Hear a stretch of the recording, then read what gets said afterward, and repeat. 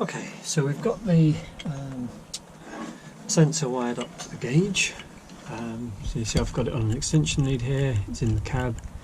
So I'll be able to slide that up and down and see what effect that has on the gauge.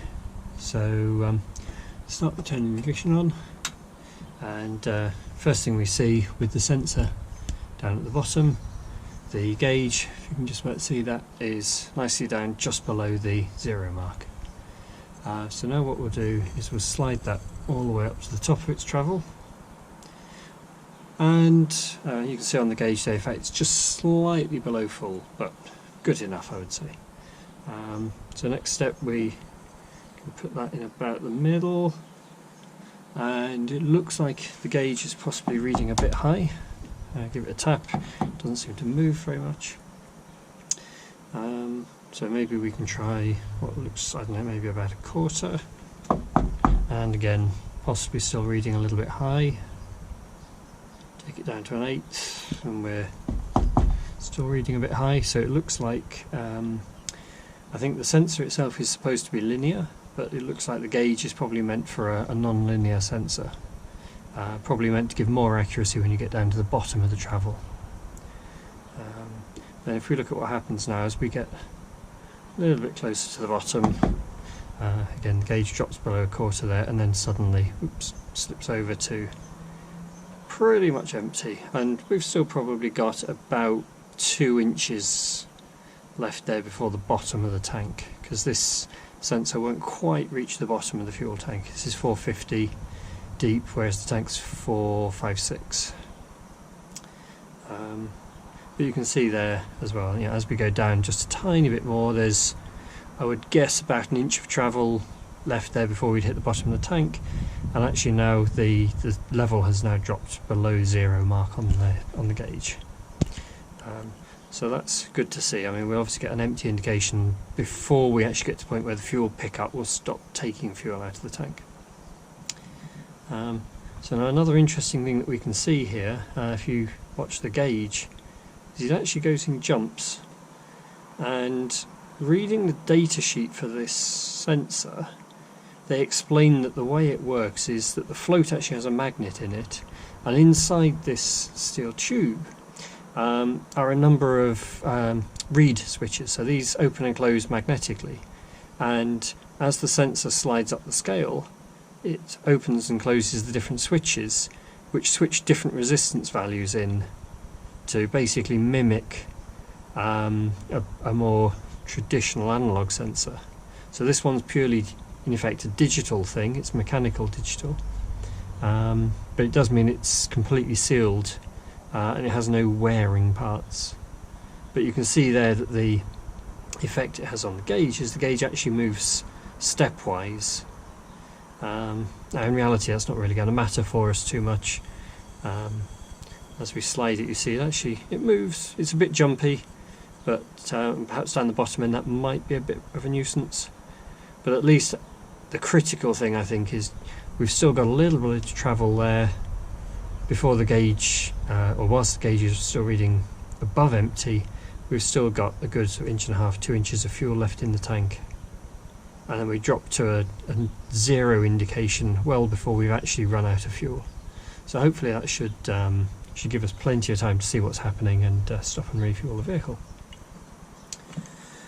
Okay, so just to show how I got that up in the cab, let's just take the camera off the stand and try and demonstrate that.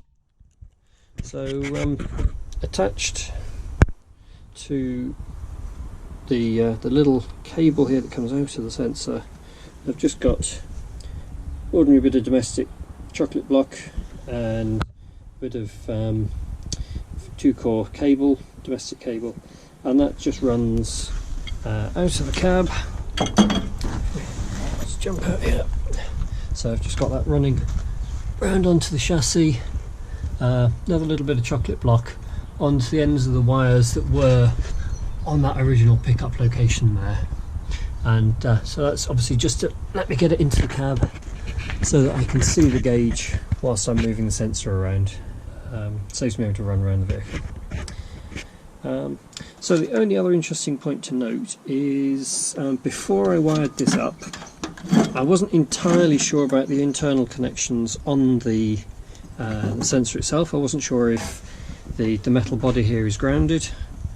So what I've done, just to sanity check that, before connecting the gauge, is the gauge datasheet told me that blue is the sense signal and black is the earth. So before I actually wired the gauge up, what I did was I took a multimeter, and because this is a 12 volt vehicle, just put the voltage range around to 20 volts, turn the gauge on, turn the ignition back on, just so that there will be power to the gauge. And then what we do is we just hold the clips from the gauge onto those bits of chocolate block, and what we should see there is we've got, in this case, you can see with the glare, it's about 8 volts and it's showing as positive, so that means that the red terminal on my multimeter is attached to the gauge.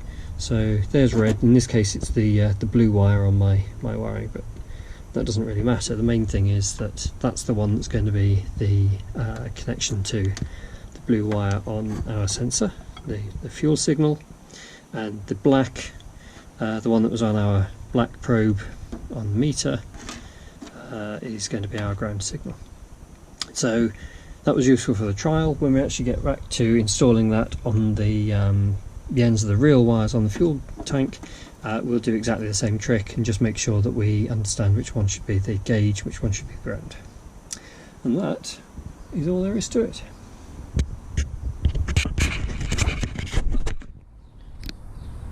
Okay, so here we are. So just drilled the hole in the tank with a hole saw, dropped the sensor in, drilled some pilot holes for the swing self-tappers, and screwed it into place. So the gasket's under there. I'm not sure how well it's going to seal because the top of the fuel tank is pretty battered. I may have to come back and put some sealant around that. And again, just for quick prototyping purposes, I've connected it up with some chock blocks just to make sure it works. And if we can zoom in here, you can kind of see on the top of the gauge, if I get rid of the glare. So this says S5, which is the stud pattern, and E450, so E for European, which means the resistance range, 450 for the length that we're going to dip into the tank. And you can just about make out as well 0 to 190, which is the resistance as well, just to back up the E setting. And that's it.